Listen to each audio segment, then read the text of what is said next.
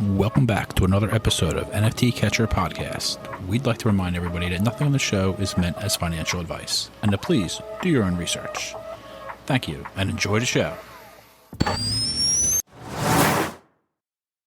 Now the subject is NFTs. They're known as non-fungible tokens, or NFTs. NFTs are exploding in popularity. This is a technology that will forever change the way people interact. So it is happening whether you understand it and like it or not. This phenomenon is moving. The digital. You have now joined Jenny from the blockchain and Michael Keene on the NFT Catcher Podcast.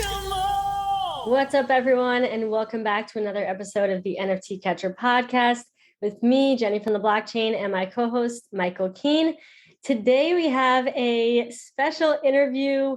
I am super excited to be chatting here with none other than Rudem00se, also known as Candy, who is honestly the biggest NFT collector that I've ever met, and also that we've ever had on the podcast. I said this last week as well.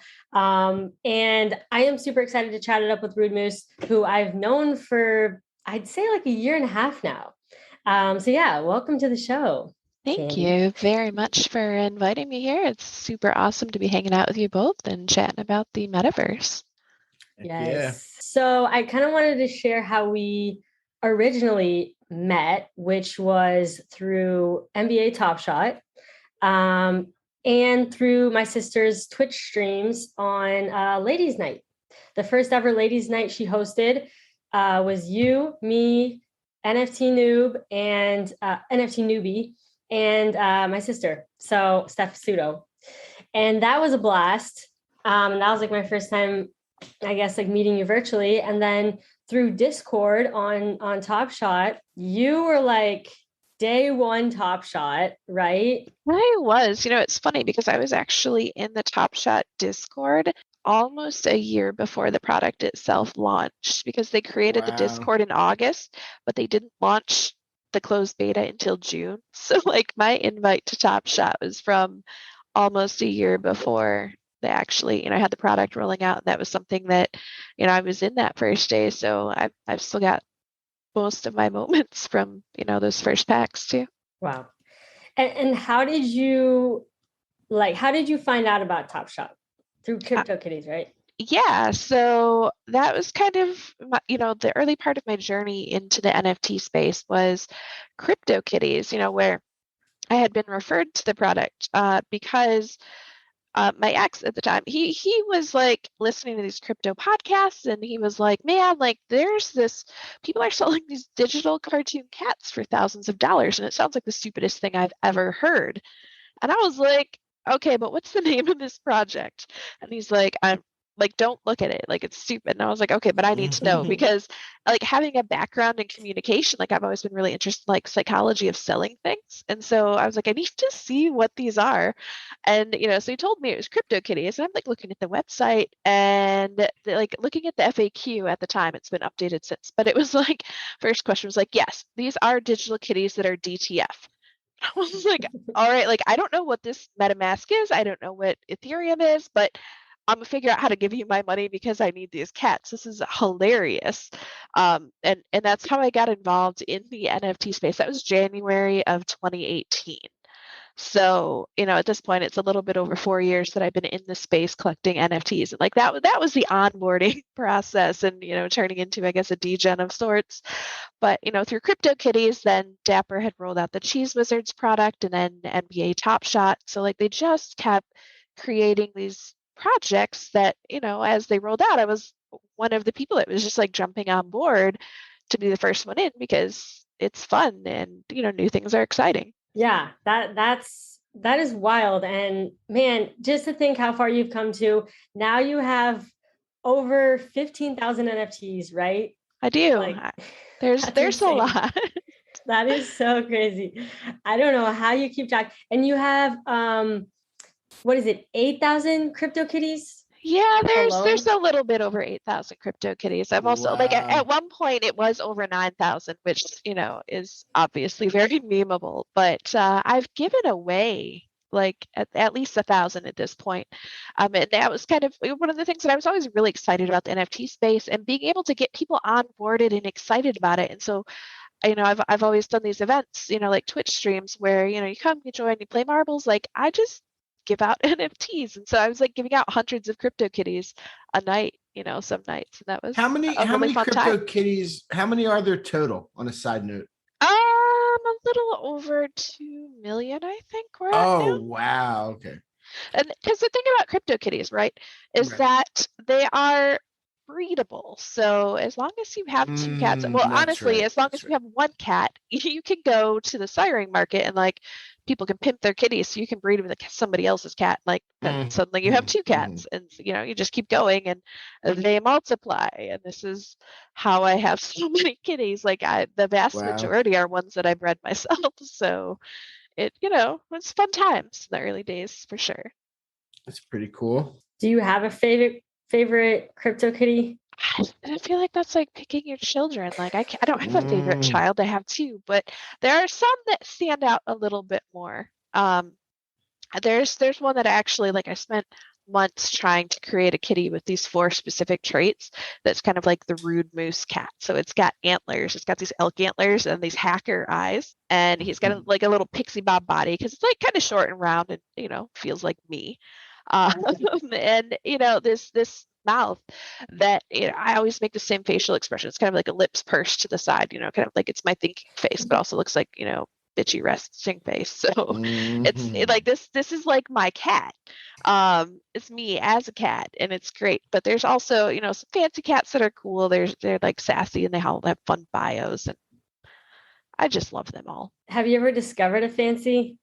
I have discovered many fancies actually. Let's go. Yeah. So, and the years, because I've been working at Dapper for the last year and a half. So for a bit there, I wasn't able to participate, and CryptoKitties has kind of slowed down, for a while. But before that, I was actually leading our fancy chases. So every couple of weeks I would do Twitch streams for CryptoKitties, and we would discover fancies as a community. They would give us clues and we'd have to decipher what the clues meant for traits, and then everybody would kind of race to be the first one to breed a new fancy. So I over time had bred the very first of 4 different fancies. Wow. And that's a very huge thing, by the way, for people that don't know. It's a big deal because it's like the number 1 cereal of that fancy. And, plus you just have the prestige of being the first one to discover something. And that's super cool. I actually had sold one of those, which is a big thing back in the day. I sold it to Carlini for 20 ETH, which at the time, at the time ETH was $90 or something. So, oh my God. Yeah, because when I joined, and this is the interesting thing about the space, right? Is when I joined in January, ETH was at $1,200 or something, and then it went up, and then it went way down, and then it went back up, and so I've been through a couple of those cycles at this point, kind of watching the bear market. Now I'm like, well, I'm sure it'll be back because it always is. We had Carlini on, and he was saying exactly that, where it was it went all the way down to $80. At one point, the price of ETH, and then it bounced back, obviously.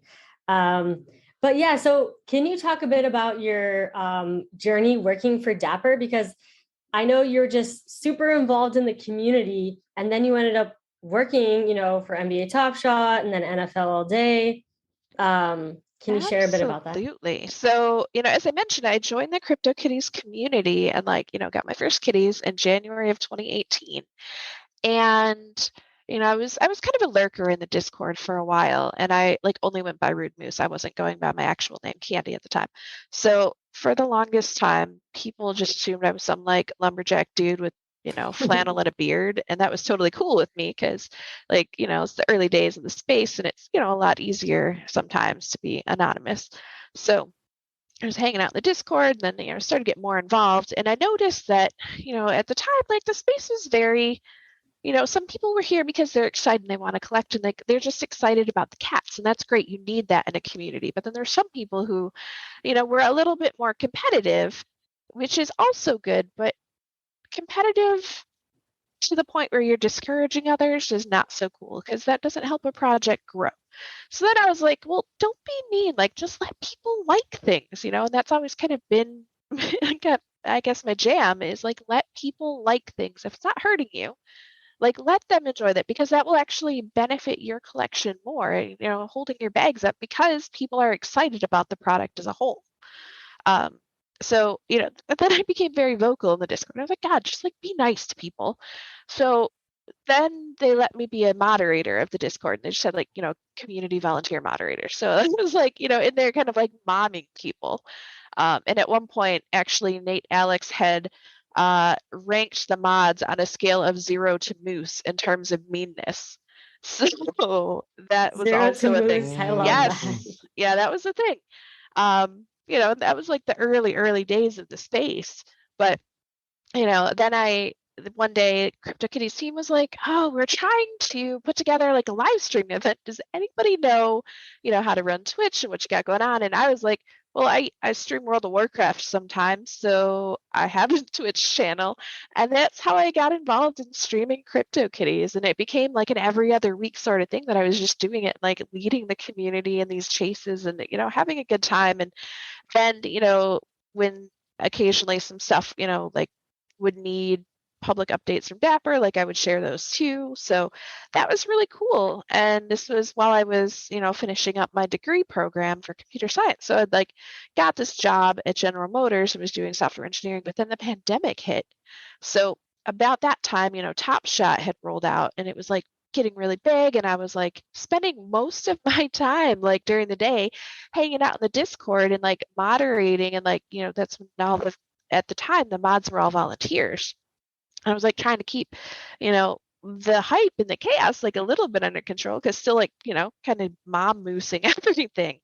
And so there came the opportunity to actually work at Dapper. So I left General Motors and software engineering stuff to work at Dapper Labs, kind of doing community management. And that was really awesome because it was, the thing that I was doing as my hobby, managing the CryptoKitties community and the Top Shot. And when NFL All Day, was going to be released, I got to move over there, and which was exciting for me because I really love football. So I actually like created that Discord and got it all set up. And as we started the launch and the closed beta, which is where it was currently still currently is, those were things that I was able to help with, and that was really exciting. So like that was a great transition from being active in this space and like so involved in the community that I was able to, kind of transcend just being a community member into working at the team for a bit. So, I'm excited to see where Dapper takes these projects and, continue on and as a part of the community. Yeah, that's actually a really, really good point you make there because I have a couple people talking to me how to get into Web3 and things like that. And I've suggested, be a mod somewhere. And Jennifer and I've talked about this. She's helped people even get those jobs. Be a mod somewhere, even if it's free, it's experience. People will meet you. You'll have references and that gets your foot in the door and you never know where that'll go. So that's really good advice and a really good point to make there for some people. Yeah, that's absolutely huge. Really just like finding that niche, like finding ways to make yourself useful to a project or a group, right? And that was something I did with CryptoKitties. It's like when they were doing these project collaborations, like CryptoKitties, and I think at the time they were called Block League Golf, and so there was an activation where if you had a certain kind of kitty, you could redeem it for a golfer in the golf game. But the directions were a little bit unclear. And I was finding that as I was answering like the same types of questions in Discord as moderators, like, how about I just create a Google Doc and like link this for people to follow the steps, And so, finding ways that you can contribute positively and like help answer those frequently asked questions and help make everybody's lives easier, like that's really invaluable. And those things get recognized. Yeah, that goes with any business. You find something that they're not doing that needs to be done and you do it. You absolutely. I love that. Okay, so we're getting through your journey here, your Web3 journey. And I guess I'm just curious because do you sell your NFTs? Like, how have you come to accumulate so many NFTs? Like, do you sell them a lot and then, just like end up putting it into more NFTs? Or like, I mean, I know for Cryptokitties, it was like breeding was relatively cheap, it's just kind of time consuming and everything. But you bought a lot of Top Shot packs. Like you have a ton of ETH NFTs as well. I remember when you bought your Bored Ape that you still have, and your Doodle, and you have kind of like one of everything basically. And then you were talking about your Tezos NFTs. Like you just have like so many different kinds. Yeah. So, and it's funny because you say one of everything, and like that's probably not the best strategy, right? Because having only one of a thing means you can't just like sell them, because then you don't have it. And I 4 years in the space, and I still really haven't learned my lesson because I still only buy one of a thing. But I pick out my favorite one of the thing that is, within my price range. I'm like, okay, like this is my thing, and I'm gonna keep it, and that's gonna be great. But when I first started playing CryptoKitties, like obviously, ETH for a while was pretty high, and I was like, man, I don't have the budget for this because I'm like, going back to school. So, I've got little kids, and so I had, some early kitties, and I was like breeding them and discovering some of these newer traits. And so I'd been selling a couple of them, but more than that, like at the time, like there was this siring market. So I would actually be pimping my kitties out, which is a super funny thing to say. Like it was on my resume at some point, like pimping kitties. And, so like you would get some revenue from that. And that was really cool. And then, as I said, I like bred the very first ever fancy that was bred live on stream. And it was this like glitter fairy kitty. And that was the one that Carlini bought. So then I had that ETH. And I had also bought a founder Avis Star that I ended up selling. So there have been a couple things that I've sold, over time, and kind of for the most part, just like been cycling that ETH through. But, like I had this founder Avistar, and she was really awesome. She had like cat eyes and these little elf ears, and she was cool. And that was a great project. But I'm like, well, if I sell this one, then I'm going to have more ETH to buy more of these, So I was like minting these Avistars, and it's always been a matter of, if I sell a thing, like I'm going to inevitably reinvest it into the projects or the communities, or, so that's always been kind of where it's been coming from. But I haven't been selling necessarily to like, oh, let me like fund all of my life stuff with this, because as you've seen, like I have a bunch of NFTs. I just keep putting it back in and collecting more cool stuff, and then giving away a lot of it too, just because that's one of the coolest ways to get people involved. It's like, hey, are you interested? Let me give you a thing to get you started. So I have made sales, but the vast majority of stuff has been, just purchases because I love them and want to keep them. You are definitely the ultimate NFT OG. But also, you're just a huge collector in general. And I know you collect a lot of things in real life, like physical things. Can you tell us about some of the things that you collect that aren't digital? Absolutely. And so this, I guess after discussing this, you'll see why digital collecting is better for me. Because like I still have, say my X-Men cards from the early 90s when I was in elementary school. I used to collect X-Men cards. And so like I have binders of these things, and like I still look at them, like they're on the shelf behind me because I get really excited about those. And I love superheroes. So I have those. I also am like huge into going to concerts and seeing live music. So I keep all the ticket stubs that I have, and it's a bummer because they're going to digital now mostly. So I do pay extra for the physical ones if that's an option. A lot of times it's not. But I have those in frames, and like, signed t-shirts from bands hanging up around the house, and a lot of things like that. My partner is actually really into board games, so we've been collecting those, and we've got about 300 at this point.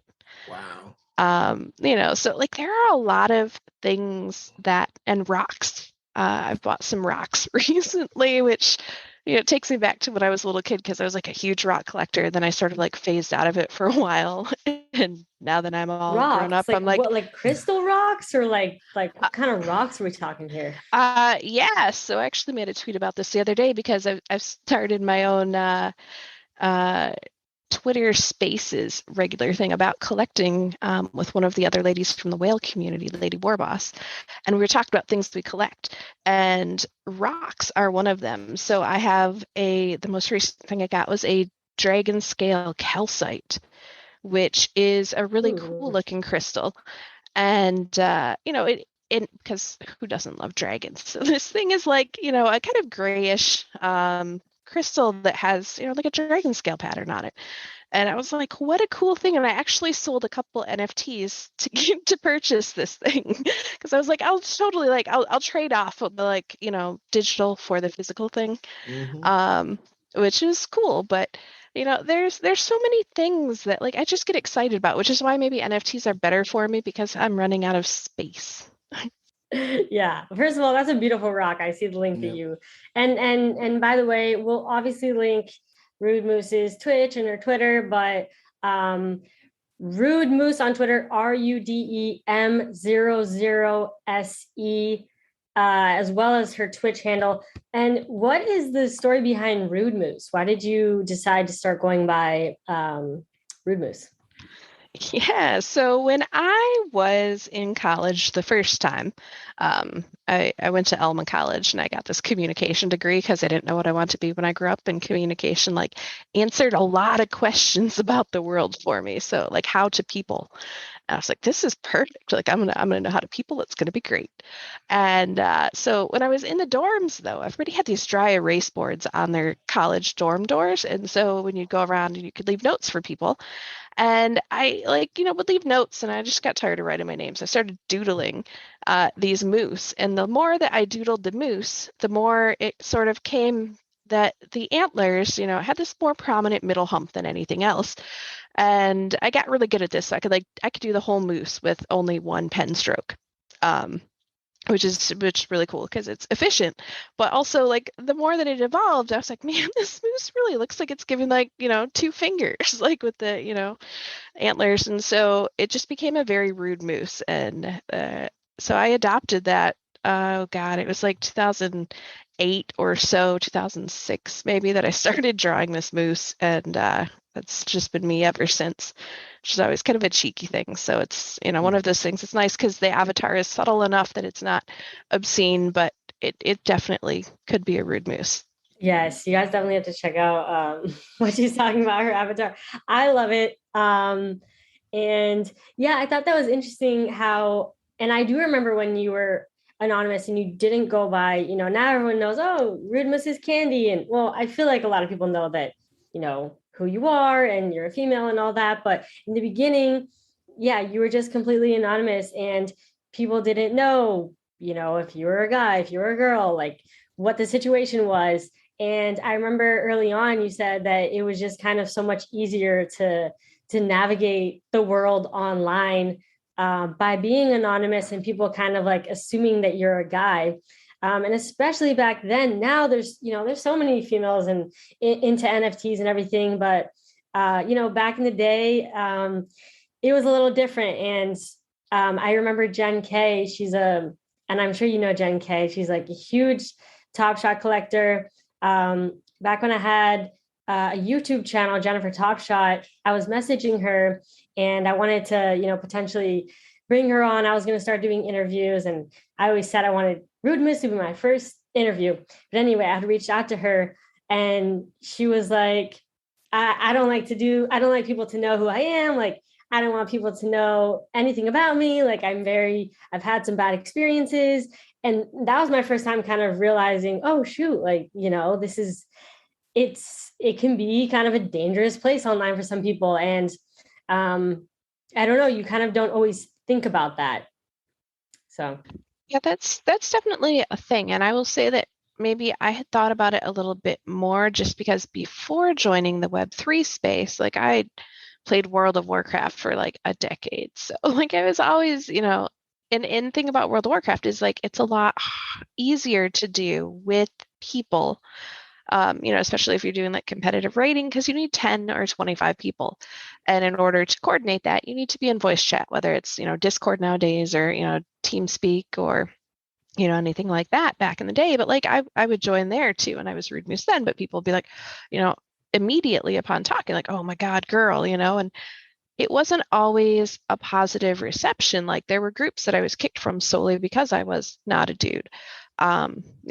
and the same thing with I like to play CS:GO. It's sort of, my guilty pleasure. I've got all these pink guns and booping people, and it's fun, but it's a pretty toxic place. So that was something that I, unfortunately had accepted, and that's why, joining the Web3 space, I was like, well, I'm just going to keep being Rudem00se, because if I don't talk, and don't reveal that, you have a little bit more credibility, which, is unfortunate, especially, like you said, now it's getting better. But, back when I started, it was something that had I simply revealed myself, before establishing that legitimacy, it would have been a little bit harder, because that would have been the focus, was that I, am a woman, not that I am a competent collector, So it's been a big learning curve for sure, but it's something that it's been really nice to see the space grow as it has over the last 4 years. Yeah, totally. And so you've been just amazing at building community, and you've been Twitch streaming for forever. And I'm curious, what is something that you've learned, from managing communities, and maybe something that, a piece of advice for maybe future community managers or people now that are kind of working within that community aspect of Web3. Yeah, what's something that they can kind of some piece of advice? So I guess there are a couple, for me, big takeaways. The first one being, if you are managing a community, people need to know to some degree who you are as a person. You can still remain a non, right? But small details about your life, like, do you have a pet? Like, what sort of things are you into? You need to be able to find commonality and common ground, because connecting with people on a more personal level will get them, not only to like you, but kind of build that level of respect, so that when you have to, say, enforce the Discord rules, or, point out that maybe there are some, conversations or whatever that are frowned upon in the community, people have more of a reason to want to listen to you. Like, if you're absolutely unlikable, and people are like, oh, it's just a robo-mod, they're going to be less inclined to consistently behave in ways that you would, hope them to. And so that's really maybe one of the most important things that I've seen in any community I've been in.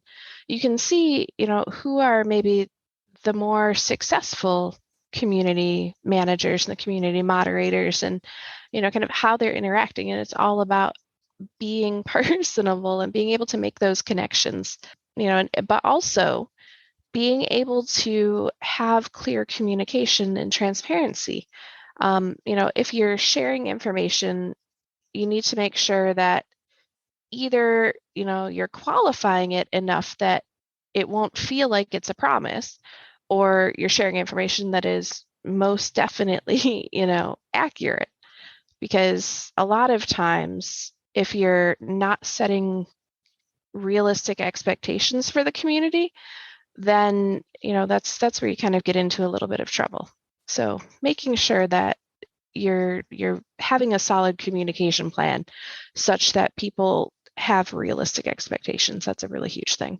And, you did major in communications. So my sister, Steph, she also majored, or, well, she ended up dropping out, but she was studying communication in college. And, yeah, I feel like, yeah, she's really good at communicating. I always really look up to her for that. And she inspires me so much with her Twitch streams and everything. Just the fact, doing things live is not easy. I've always been a fan of being able to edit things, edit content later. And, maybe sometimes I stutter and stuff. It's doing things live, there's a lot of pressure with that. But yeah, I mean, I love popping into your live streams, Rudem00se, on occasion. I always feel like it's just so calming, and you have great energy. And it's just I don't know, it's just really cool. And I also wanted to talk about Whale, because I know that you're a big part of the Whale community as well. And you'll play marbles and give away Whale token, right? Sometimes? Yes. Okay. Tell us about the Whale community. So the Metaverse Marble stream that I've been doing, most Saturdays, my schedule this summer has been a little bit more sporadic, but it was, for the last gosh, almost 2 years, like every Saturday, we do these streams, and the prizes would be whale token, because the whale project is super awesome. And like it's one of those things that, when I joined it 2 years ago, like nobody knew where it was going. Like Whale Shark, he's the biggest NFT collector that I know. I think he's at, 500,000 NFTs at this point, somewhere close to that. But he has been such a huge presence in the NFT space and absolutely amazing. And so, he started this community, and there's, Whale is the first, really big social token, so we have, the Whale token and the community that is really, at this point, what we're trying to do is create a better conversation about NFTs. So understanding the space and, kind of the technology behind NFTs and why this is important, how this can really benefit artists and the art itself, and find ways to appreciate, where we are in time, because there's so much going on. And I think that, obviously with the bear market currently, people are a little bit more cautious, but when you have those bull markets, like everybody are just releasing projects, it's really hard to look at it and go, okay, well, is there a reason to collect these other than the dollar signs?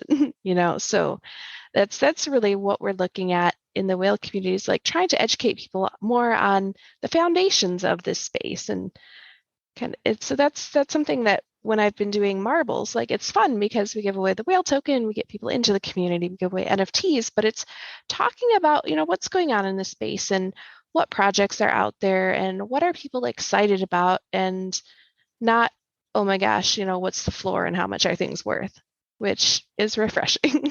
Yeah, what you're saying there actually brings me to kind of a question like I found really interesting when you said originally you heard about CryptoKitties and someone said that they were selling for a lot of money. So you kind of looked at it when you first started doing it, and then as your journey progressed, because you obviously became a huge volume collector and got really into it and learned the ins and outs and became part of the community. Was it about money because you heard it was money? Was money maybe secondary and you thought maybe one day these will be worth a ton? Was it just for fun, like a video game? And then transitioning as, the beginning of 2021 started and things really did start becoming real valuable. And you started, it sounds like, getting into these other collections that really did blow up. What was kind of your motivation? How'd that work out? What were you thinking, as you started really collecting? Because obviously you're a collector, and it doesn't sound like a lot of the things you collect are for money, your ticket stubs and things like that. You're collecting them because you love them. What did your NFT journey look like in that respect? Absolutely. So, as you mentioned, like when I started CryptoKitties, it was funny because, this podcast is talking about how much I sell for, and the only videos on YouTube at the time were like, here's how much these kitties are selling for. And I was like, that's cool, but like, what is this? Because coming from, a video game background in World of Warcraft or even CSGO, like I grind for all of these cool, the gear and the loot in World of Warcraft, and it's cool as long as I pay my subscription fee. But if I don't, like, my stuff's just kind of, it's not gone because it's still in my account, but I can't access it, and that's a bummer. I can't sell it to people because that's against terms of service. In CSGO, like I can sell my skins on the Steam marketplace, but then all I can do is buy other Steam games, and like I'm not really interested in doing that. So it's for NFTs, this suddenly like a little light bulb went off. I was like, man, like I can now have game assets that I can, if I wanted, sell to other people. And so that was something that for CryptoKitties, like, with pretty much anything that I've ever done, like I'm a completionist. I want one of everything. I don't really need more than one of everything.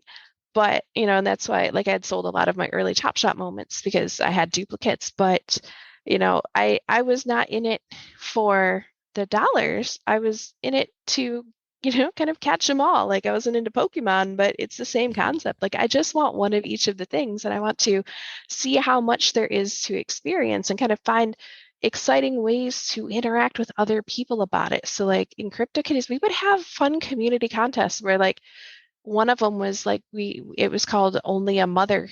And so the kitties, like you tried to breed literally the ugliest kitty that you could, and everybody competed to breed the ugliest possible kitty that only a mother could love. And like if you think about it, like on the top level, like that's really bizarre that people are breeding intentionally hideous things. But it was really fun, and it was a way for us to engage with other people. And as the space progressed, it also sort of had this huge community effect. So now I, being a nerd, could connect with other nerds about a thing that we have in common. And like it's not just me being weird, because like if I explain this to say somebody at work when I wasn't working in the Web3 space, they'd look at me kind of like I'm a crazy person, and like they're not excited about it. Most people weren't excited about World of Warcraft, so like it was hard to find ways to connect with people. So you got to like find your tribe, and that was the power of the NFT space. And then as we had moved into the pandemic, everybody suddenly was like stuck at home, which is why we started to see this big boom, because people are at their computers all day because they're really like kind of stuck. And so we saw a lot of movement there, because now people are discovering these things, and it's a distraction from the real world. It's an escape. It's a way to connect with other humans about something you're excited about. And that to me is the magic of the space. So that like that's absolutely why I'm in it. It's not, as you mentioned, not for the money. Obviously, like that's cool, and there were things that I was getting offers on that I'm like, nah, like I'm a pass. And also probably why I only collect one of each thing instead of buying a bunch and then trying to sell them, because like I just want to be a part of the thing. I don't want to have all the things. I don't want to like have to worry about the markets. I just want to have one of the thing and be a part of it. And you made another really, really good point in that answer, where the whole crux of the NFT space is you now own your assets, digital ownership. Yes. Right. So that was the light bulb went off in your head really early there. I mean, Gary Vee talks about it all the time. I bring him up a lot. I'm not sure if you're a fan of his or not, but that whole digital ownership and the things that you collect, like you have all of your autographed shirts and tickets and X-Men cards, but you can't really show those to too many people. Your NFTs, you can show to a lot of people. Yes. And that's super exciting, right? Because, and to be fair, Live Nation has started doing these digital commemorative tickets. Yep. So they're doing those on Flow, and I have a couple. I think I have one from the Sum 41 show that I went to recently.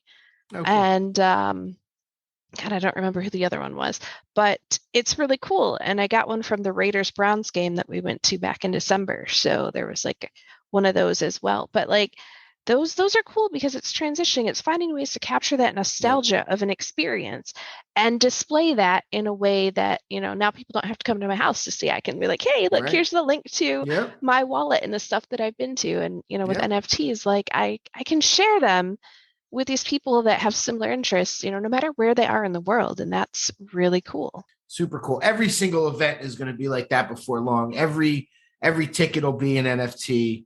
That's the way it's all going for sure.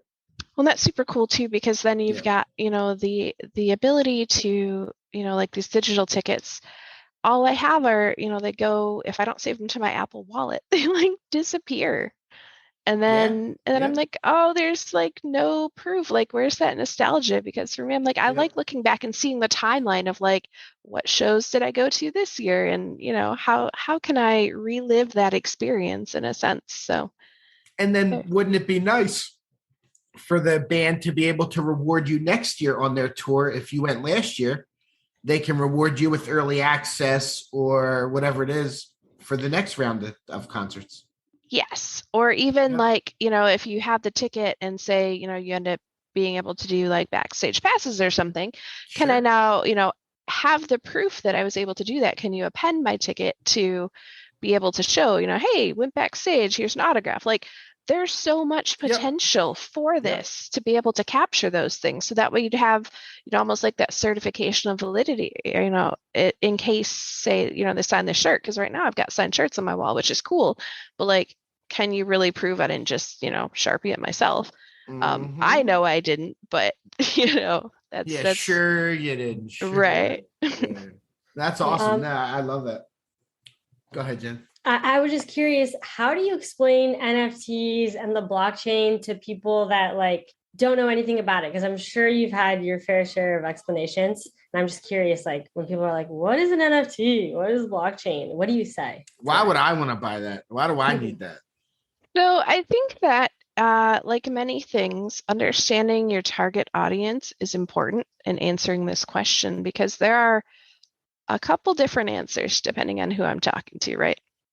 And in the case of, say, my parents, who, for the longest time, like had no idea what it was that my hobbies were, because I was like explaining Cryptokitties and, these streams, and they were like, I have no idea what you're doing, but have fun. And, to the point now where, my mom had mentioned the other day, and she's like, well, what do you need a job for? You could just sell your NFTs and not work. So, she seems to be catching on a little bit to that side of things. But how I explained it was simply that these are, similar to, my X-Men cards that I was collecting as a kid, where instead of going to the store and having to put money in the vending machine and like get the pack out and open it, now I can just go online and I can buy these things, and there's a way to track, their validity. So, the X-Men cards, their serial numbers, some of those like had the cool signatures, and, you'd get like the special hollow ones. Those are cool. It's the same thing with NFTs. So instead of having this, physical one, that in the case of the ones that I had that were not in a binder, my mom accidentally threw those out, and like part of my collection is gone. And, it was probably my fault for not packing them up when I, moved out for college and stuff. But, it is what it is. Like the NFTs aren't the same way. Like you can't accidentally like throw them out. Obviously, account security is important. So, that's a whole nother conversation. But with, careful care of your, seed phrase, and don't click sketchy things, your wallet should be fine and your NFT should be safe. So, there's some importance there, but there's also the, can you verify where it came from? Can you trace the ownership history? Will it always be in mint condition and not like my really cool X-Men card that I left on the floor and stepped on it, and because it was a carpet floor, it like got bent? And like, that was like the biggest tragedy to me as a 7-year-old, is like, I got this cool shiny card and then I stepped on it and it's a bend right down the middle. It was like the worst thing. And I just felt like absolutely gutted. Like I still feel that pain. And God, that's like 30 years ago. But, those are things that for NFTs, like it saves me from that. There's no way for my NFT, for most of them to change their state. With Cryptokitties, like the more you breed them, they went, go from mint condition to, slower production. But there's a lot of, really nice ways that NFTs have changed the ownership, for gamers, kind of like I explained earlier. Now you have the assets. So like, I don't have to pay a subscription fee to access my game assets. I don't have to, worry about whether or not I'll be able to use the funds from selling this to purchase the thing I really want to purchase.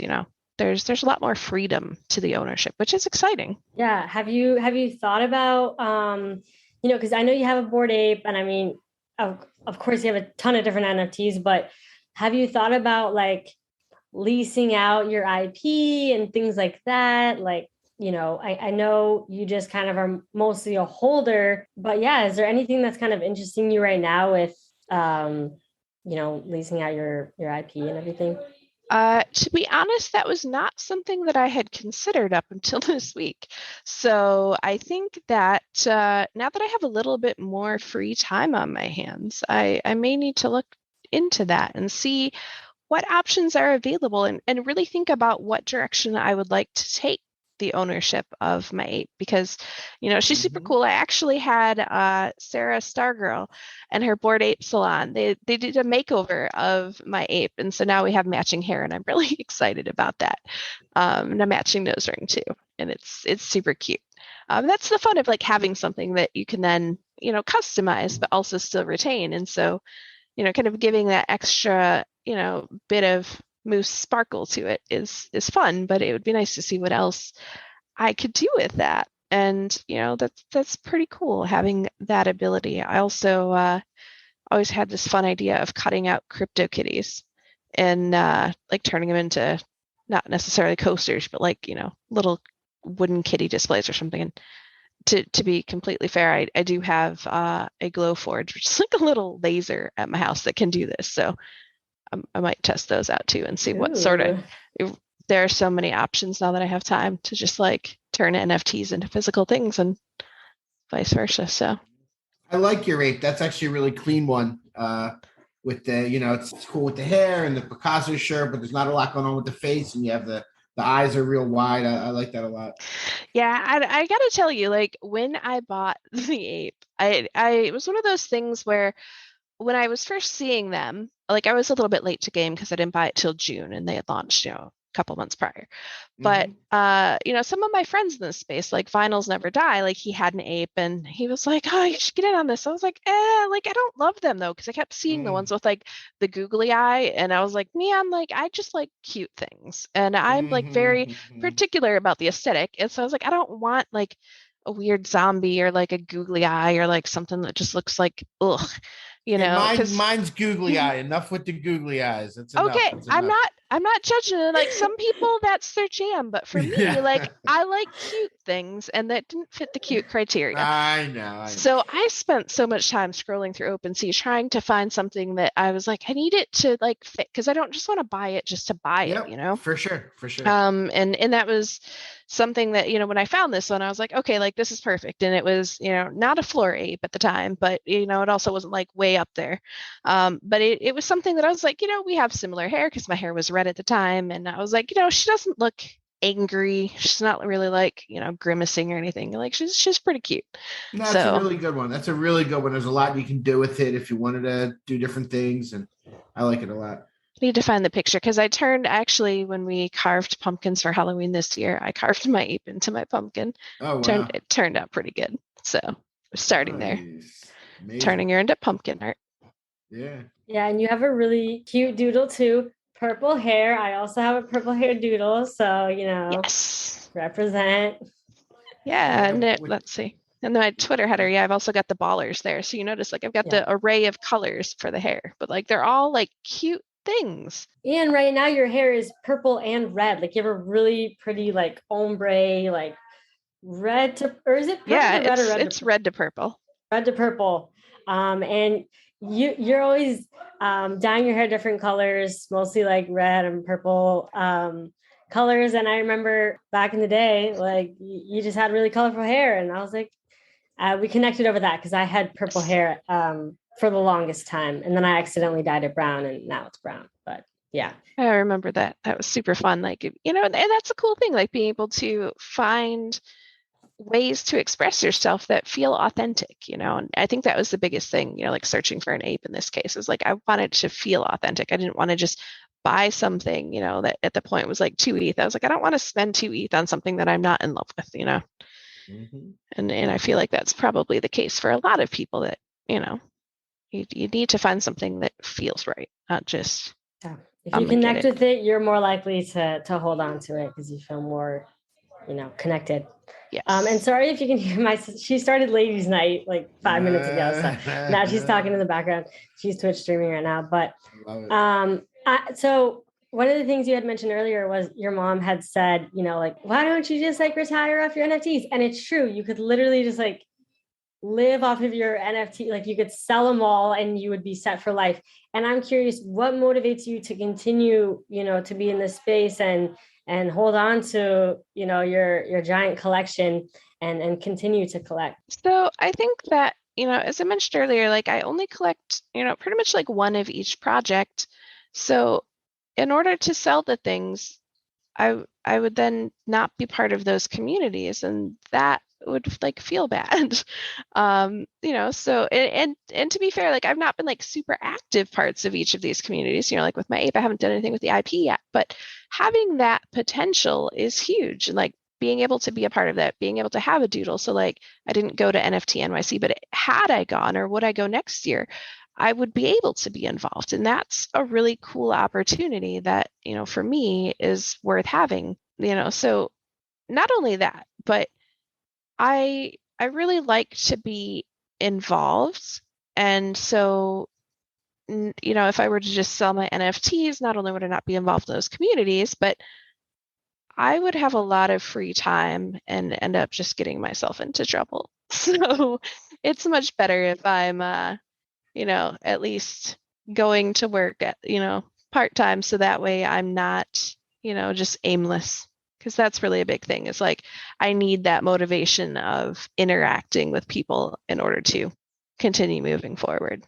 Yeah, I feel that, like, honestly, making connections in this space, has just kept me here. Like, just all the friendships and all the, friends, acquaintances, just people in general that, you talk to. It's like, there's just this connection of like, you're into something that most people in the world are not into, and it's like kind of a special thing.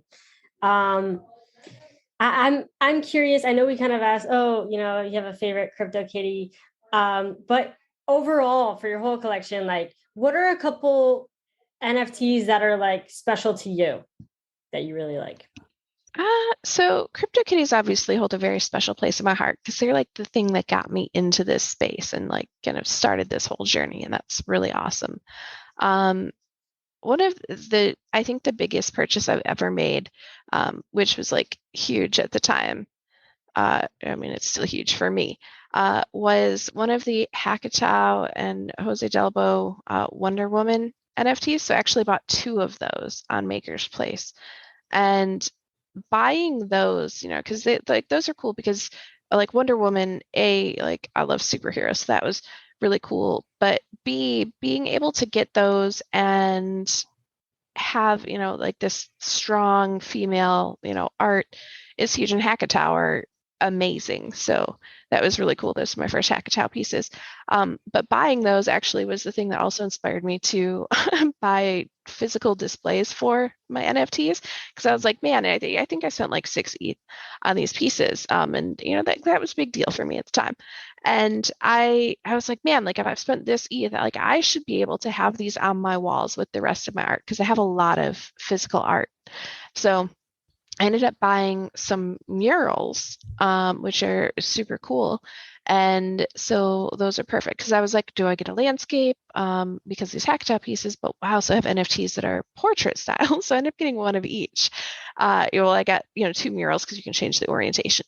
And, that way I don't have to like adjust the thing on my wall between playlists. But it's cool because I can like put my NFTs on this and like set these playlists and just watch my pieces go through, and that's a really cool thing. So it's a good way to use a single space in my wall but have a whole variety of art. So yeah, those pieces, the Hackatow pieces, were super cool. Obviously, my Bored Ape has been fun, just the opportunities that it's opened in the space. But there are also a lot of like really cute things that I just love, like the Fly Frog NFTs.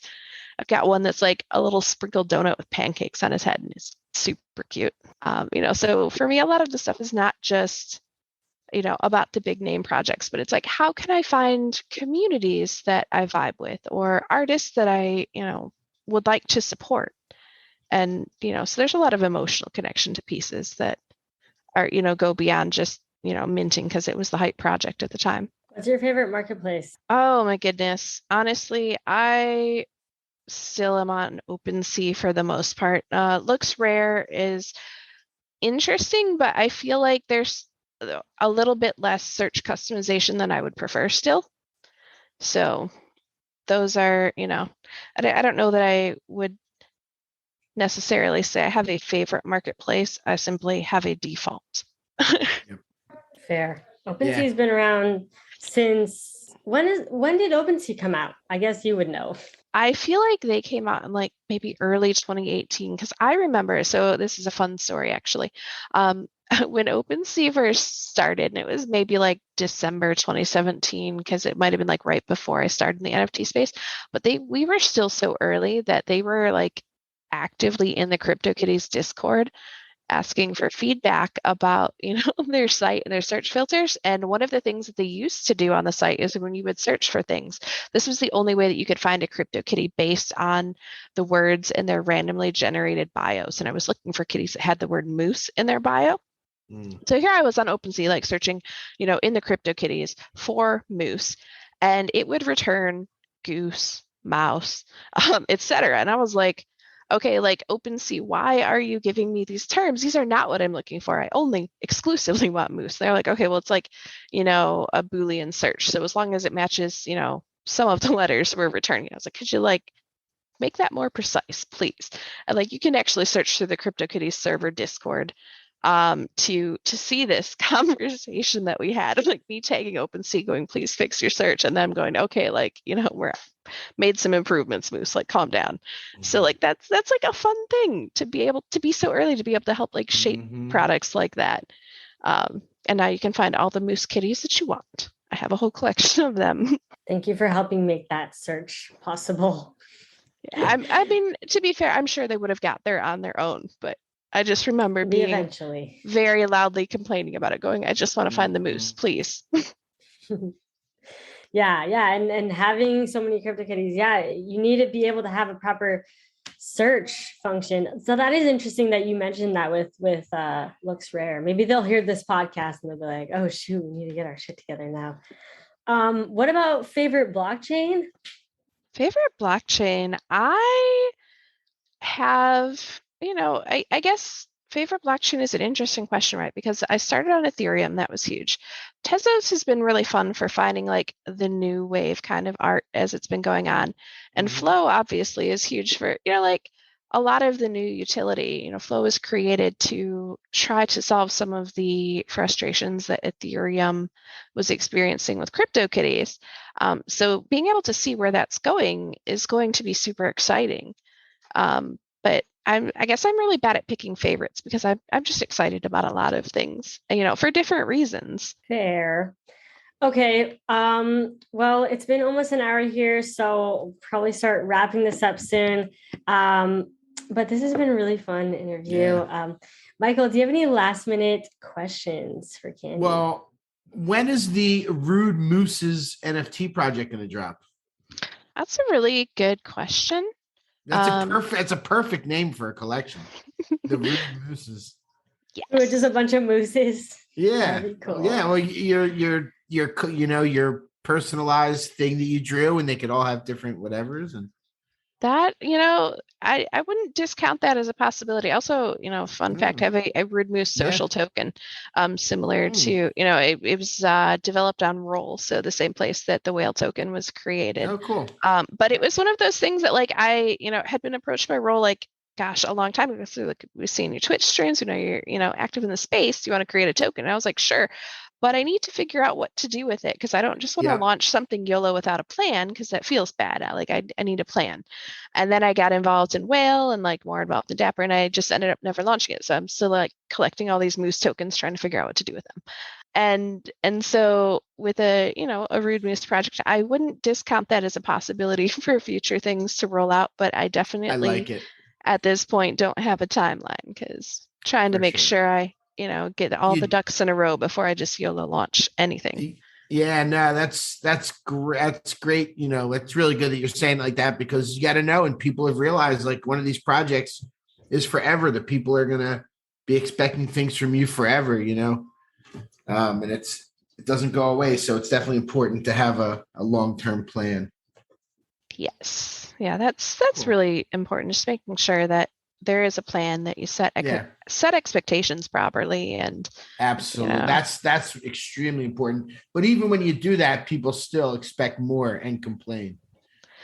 Yeah, I think there's a big thing in the space, right, where unless you are absolutely explicit with what to expect, people have this fabulous way of creating their own narrative based on what it is they're hoping for. And like the kind of the power of the metaverse and NFTs is that there's so much potential that it's hard to harness in the wish lists. So for a lot of projects, like if you don't explicitly exclude options, the community will totally go nuts and like come up with some of the most fantastic ideas. But, you know, for the project creators, they're looking at going, man, like I wasn't going in that direction at all. So now do I abandon the direction I'm going in and pivot to what people are asking for? Or do I hold true to like what it was that I was trying to do in the first place and disappoint the community who's like run with this narrative? And that's, you know, I guess being in the space for so long, like I've seen that a lot to the point where I'm like really hesitant to like push anything out without having like all of those things figured out first. Yeah, we've talked to multiple creators struggling with that exact thing on this show. It is. Yeah, it is. I know a huge Sarah. Thing. Yeah, Sarah Stargirl, who you were talking about, she with the Bored Ape Salon, she like redid your Bored Ape. She had the juice box friends. Yeah, which was like no roadmap, no Discord, you know, just memes. Like that was the thing, right? And she was trying to set no expectations and trying to be super upfront. But she said, you know, she was starting to get a lot of people just like expecting things and mostly just wanting, you know, the price to pump up, right? Want like the secondary market prices to go up. They don't care really what you do. Sometimes they just want the value of their NFTs to go up. And so, yeah, she felt a lot of pressure from that. And she was kind of like being vulnerable and like sharing that on the podcast. It was really interesting to hear from, you know, a project creator's perspective on, you know, just feeling the pressures of the community and, you know, people like wanting you to do things and expecting things. And yeah, it is kind of a lot that comes with creating projects, especially if you generate a lot of hype for it. Yes. And I think that's why, like, if I were to ever release things aside from like the one meme photo that I made, I did release a single, like, I think it's like an edition of 10, but a photography NFT called Nudes on the Beach. And it's the noodle golf balls in the sand pit on a golf course. What? Where can we find this? I need one. I think I mentioned it on Rarible, and then I giggled about it a whole bunch. So it's literally just a golf ball in a sand trap. But it was like, you know, I just like punny things. So that was the thing. But, you know, I think I love that. That's probably a safer way to go, is like, you know, I don't want a huge project that will, you know, be able to be taken out of context, because that's a lot of pressure. Yep. Yeah, I know. I've thought about like minting, like, I don't know, just having something be free for like, you know, my biggest supporters and stuff to be able to claim. But then I'm like, but then what if it like goes crazy on the secondary and then people like buy it and whatever? It's like, I want something that people can have that they don't think about wanting to sell and all that. Yes, you found it. I see you linked it. Oh my God. Oh, I can make an offer. Oh my gosh. This is great. Yeah, like I said, I think they're on Rarible maybe, but they're you know, it's just a funny thing. Yes, I love that. So my last question for you, Rudem00se, which is inspired by my sister's Twitch stream, she asked everybody this too, is what's one piece of advice you would give to new people coming into the NFT space? We'll give them the same advice I give every time I'm asked this question.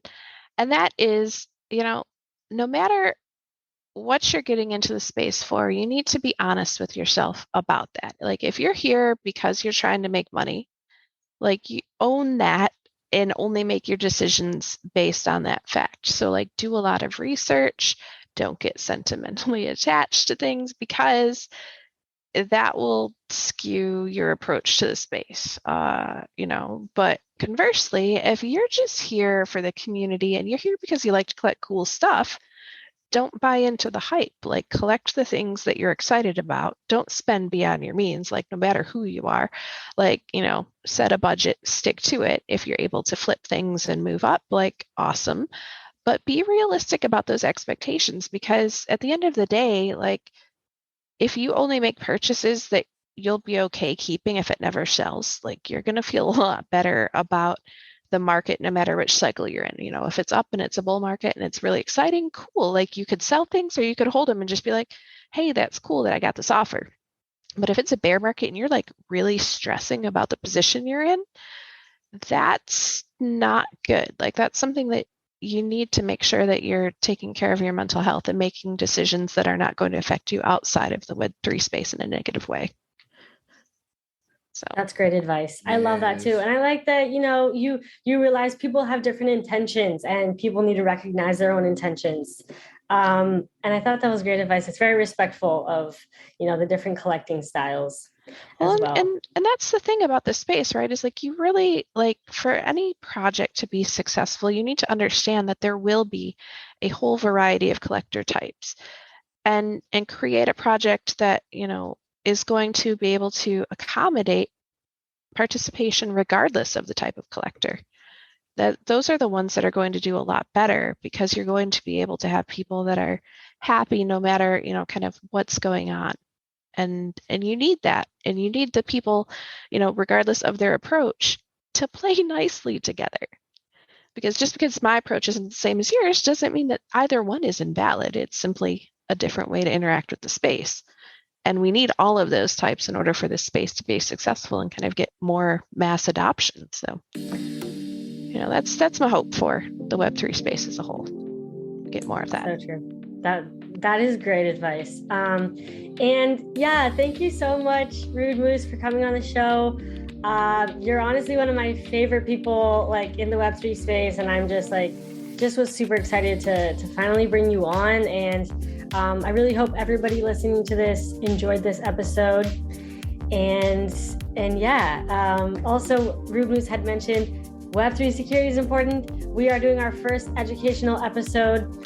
We're recording it next week, so stay tuned for that. We're starting a bit of an educational series coming up soon. So yeah, thank you all so much for tuning in, and we'll catch you in the next episode. Peace.